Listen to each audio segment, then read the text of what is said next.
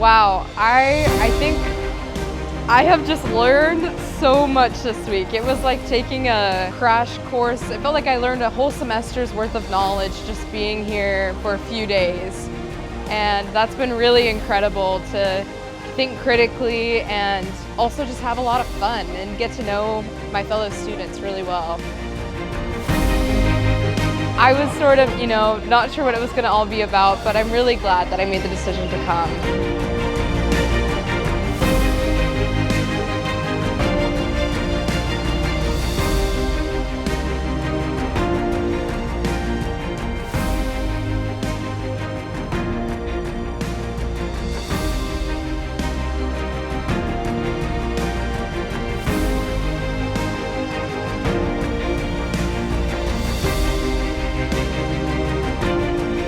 Harvard presents a wide range of opportunities. There's always going to be another thing you could be doing.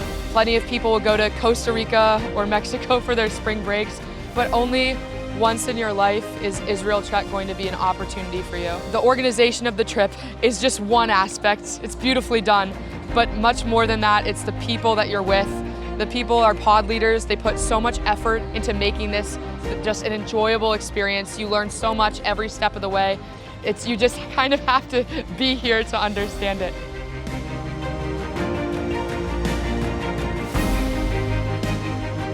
The past couple of days feels like we've been living 2 times the amount that we've been living. 3 days felt like 3 weeks, and every day we're just learning so much.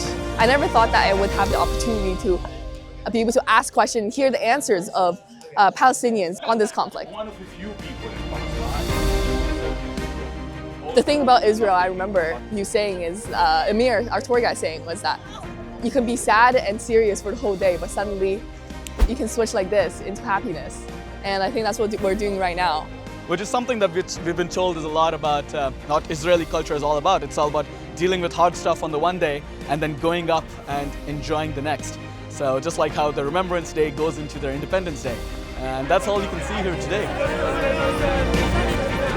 The one place you can have so many people of different cultures, different views, different understandings, and you can collect them all today. And I'm very glad that we're all here today. Tomorrow we're going to go on a hike as well, so it's going to be amazing. We're going to see the sunrise.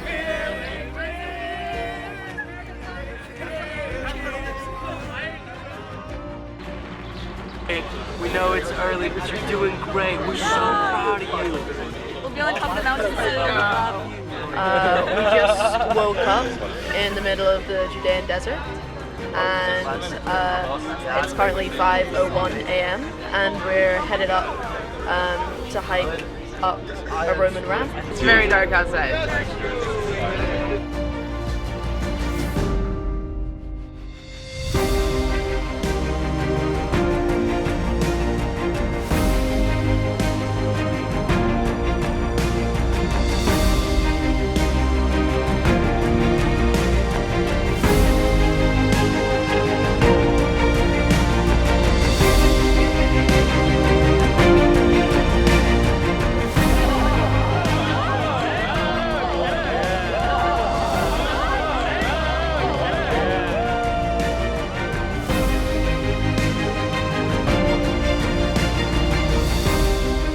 Being here in Masada, it's very valuable. Jews say that Masada is somewhere that shall not fall again because they really believe that it symbolises somewhere that was taken over by the Romans, and they will not let something like that happen again. They want to retain their capacity to defend themselves, and I think it has a lot of meaning in that sense for the country today with its very significant history. Probably the most special moment for me on this trip was when we visited the Hostages Square. Specifically, one moment was the piano of one of the hostages is set up in the square so that people can come and play on it. What happened is Raymond has been playing the piano this whole trip. He's one of our trekkers, and he was able to stand up and play at this hostage's piano. And this group of people just gathered around and were present in that moment and experienced it. And just seeing all these people surround Raymond playing this piano speaks to that. Like, there was still joy there in this terrible hardship. We've seen that all through the trip, and we've been able to experience it, whether it's dancing in the restaurants. We have dinner, suddenly we're all dancing, we're all on tables, the waiters are dancing with us. Whether it's in the streets of Tel Aviv when we had headphones on and we had the silent disco, and we're bringing joy to these random strangers who have opened their country to us and have shared their culture with us.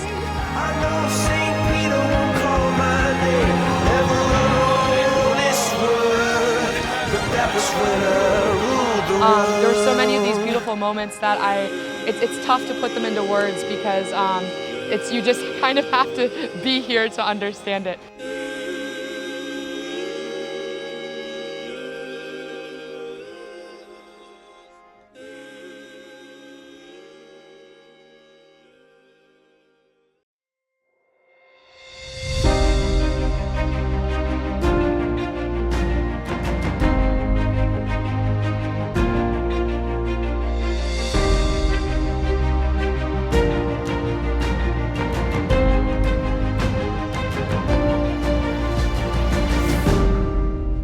Hi, I'm Çağla from Istanbul.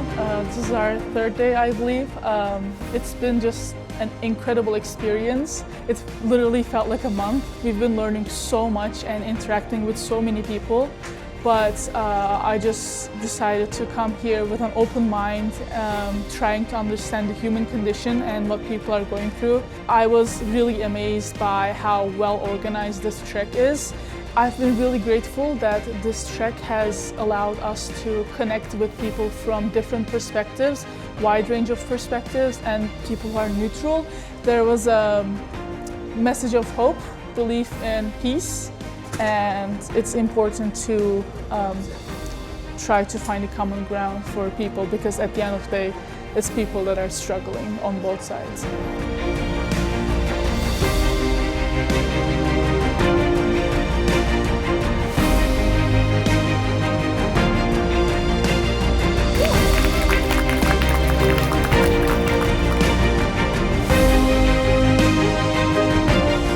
Quite frank with you, it's quite intense because instead of it just being a story that you see about on the news or something that you hear from a friend, it's this personal element of the storytelling. We're currently being shown around by a resident who is from here, who has lived here for a long time.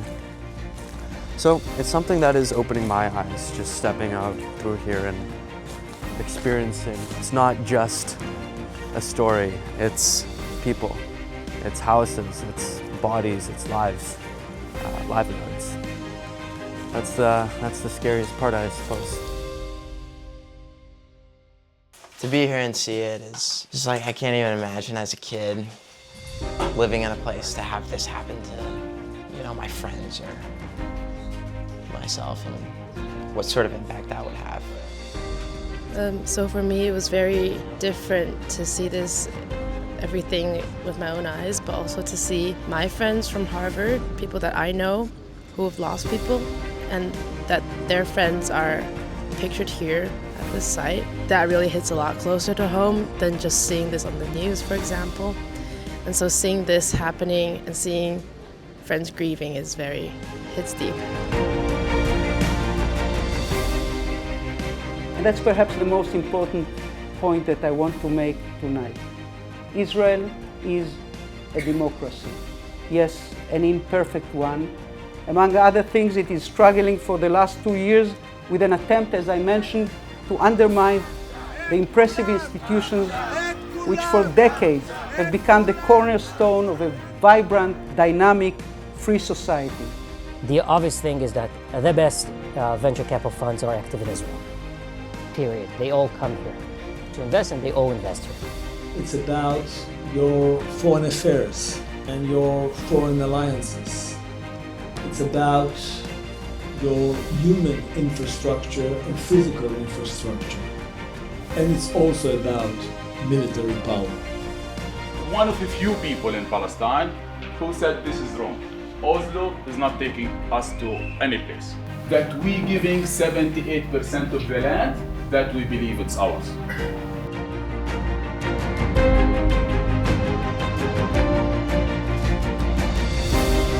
So we're wrapping up the week, eating dinner at Greco here on the beach in Tel Aviv. What a week. We're about to head to the airport and to finish our Israel trek this year. What an experience. We have 53 participants. I think all of them went through a transformative week. They learned, they asked, they were challenged, and they're going home more curious and hopefully more open-minded. Our goal was never to convince them of anything. Our goal was to create a conversation and to have people talk. And I think it's exactly what happened. I think every person here understands that this wonderful thing called Israel is fun, complicated, nuanced, interesting, full of opportunity. They're all going home satisfied and happy with what they've done. As a leader, someone who had the opportunity to plan and to make sure everything happened, it was a privilege and an honor to take part. As an Israeli and as a Jew, it was even more unique. Super proud of what we've done here, and I'm looking forward to doing it next year again.